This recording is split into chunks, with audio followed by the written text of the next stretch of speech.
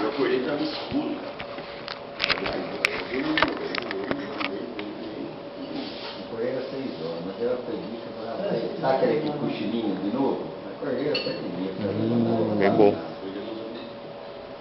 Às 6 horas eu coloquei a vaga, eu pensei em falar, comecei a comer. Já vi, ela não tinha. Eu voltei pela praia.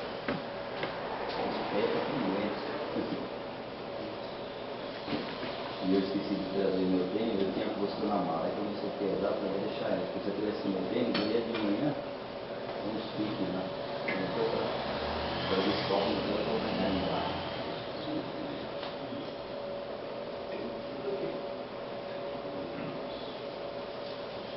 Vocês foram lá para a praia, lá ontem? Puxaram a caneta lá? Você não vai ir lá no pé do molecado lá. Não, mas aí tá tocando legal lá. Aquela... Depois vamos tomar uma coroa de show, se não era ruim, era perto. Verdade?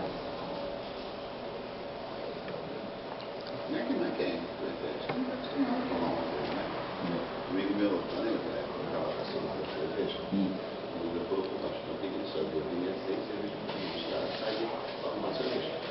Não deixaram a escola comprar, aí começaram a comprar a escola, comprar, comprando, comprando. Aí lembra que ela é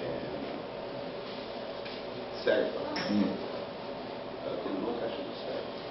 Aí ele viu um lanche, tinha um alemão. O alemão, cara, do lanche. Falou, não, muita gente lá, velho.